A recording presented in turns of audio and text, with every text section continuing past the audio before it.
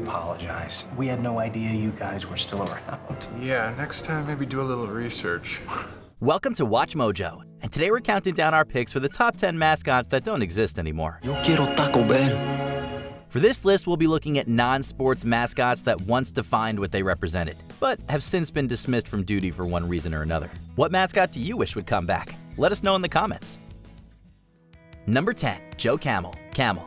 Because cigarette ads were banned starting in the mid-60s on Western TV, tobacco companies switched to print marketing to promote their nicotine-containing products. In 1974, a French ad campaign was commissioned by cigarette company Camel that features the first appearance of Joe Camel. After the American market began using a different version of the anthropomorphized camel in the late 1980s, studies by a medical journal reported the mascot contributed to the rise in young smokers among Camel's market share. While R.J. Reynolds Tobacco Company didn't admit that children were their target audience, the manufacturer ultimately terminated the campaign in 1997, following legal troubles, formal complaints, and pressure from several groups. And would require new health warnings that cover half the packaging. It prohibits the use of misleading terms like light, mild, or low tar, and puts a stop to colorful ads that might appeal to kids. Number 9, Spuds MacKenzie, Bud Light.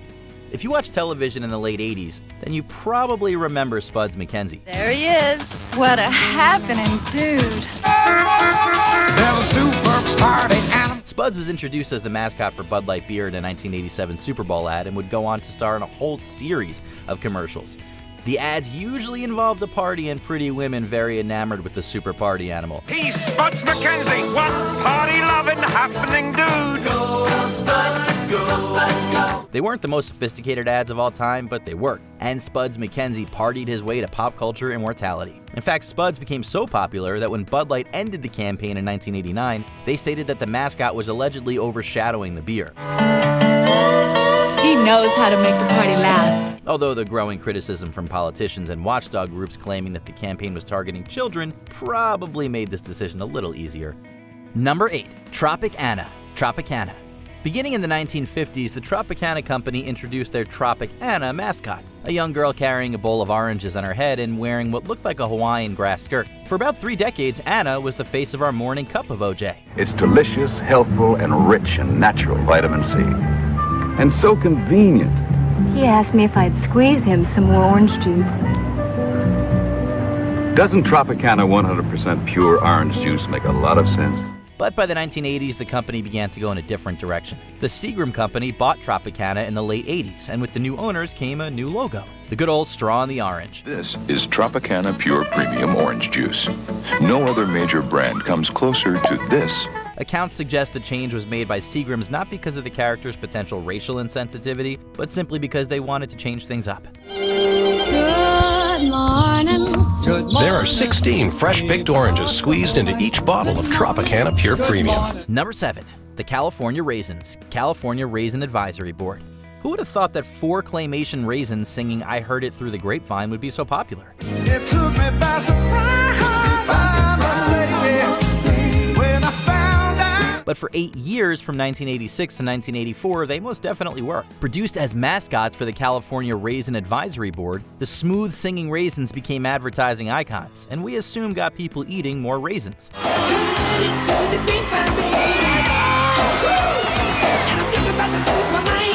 The characters were so popular that their version of the Marvin Gaye classic even made it onto the Billboard Hot 100. Starting off in a Sun-made commercial, the Cali Raisins were even borrowed by Post Raisin brand cereal to promote their product. However, the cost to produce the claymation ads was quite high, and in 1994, the campaign was put to rest. Today, we may still think of raisins as being kind of something you put in your kid's lunchbox, but for a moment, they were really hot and hip. Number 6, Mia, Land O'Lakes.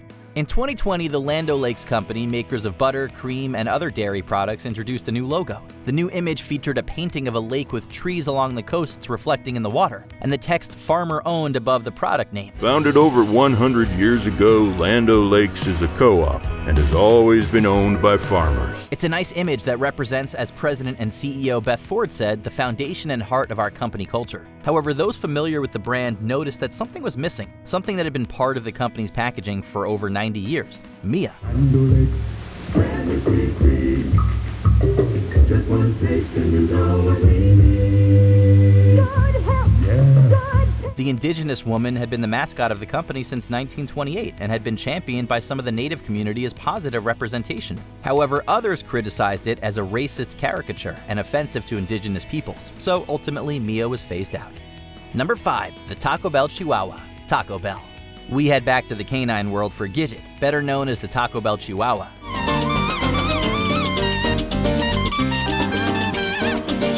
First introduced in an ad for the fast food chain broadcast just in the northern United States, the taco-loving dog soon became a pop culture staple and a national commercial mascot for the company. The Chihuahua and its famous catchphrase, "Yo quiero Taco Bell," ran for 3 years until finally coming to an end in 2000.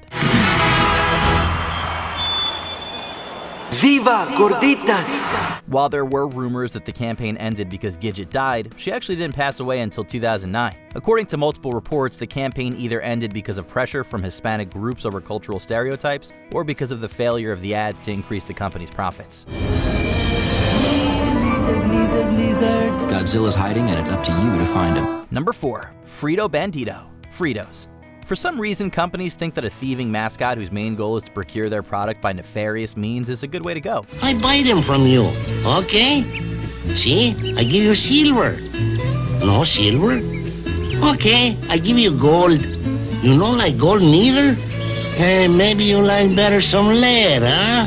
We all know the Hamburglar and his constant former attempts to hoard McDonald's hamburgers, but we also can't forget about the Frito Bandito and his relentless desire for Fritos corn chips. Frito Bandito, what are you doing here? Oh, I am the Moon parking lot attendant.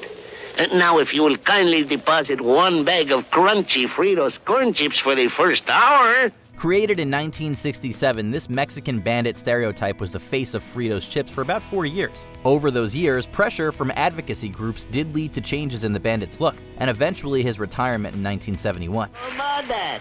The Frito Bandito make the magic. I turn your Fritos corn chips into my Fritos corn chips. Number 3. Uncle Ben, Uncle Ben's.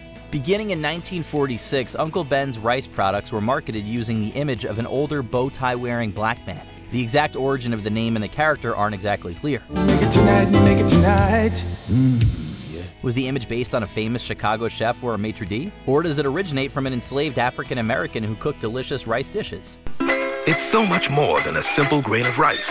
It's a gift from nature that I treat with love. So I lock in nutrients using steam sealing to care for every grain from field to table. Begin with Ben for a healthy, delicious meal. Either way, the name and character had their detractors for decades. But it wasn't until the George Floyd murder in 2020 that the Mars company finally put an end to Uncle Ben. In September of that year, the company got rid of the mascot and changed the name to Ben's Originals. Oh, sorry, babe. You. Number 2. The Cavemen, Geico. We all love the Geico gecko, but some of us also remember the brilliant Geico ads from the 2000s, featuring the company's iconic cavemen mascots. It's so easy to use Geico.com, a caveman could do it. What? Oh, no, Not cool. I did not know you were there. The ads featured intelligent and sophisticated modern-day cavemen who were offended by the Geico slogan, "It's so easy a caveman could do it." The commercials were smart and funny, and not only did they raise the profile of the aforementioned auto insurance company, but they became so popular that they got their own sitcom on ABC in 2007. I just don't see what's so funny about it. Yabba dabba doo. Don't. Ever. The show did get panned by critics and was canceled pretty quickly, but the cavemen characters stuck around for a few more commercials over the next few years. A TV show about us. What was the deal with that makeup?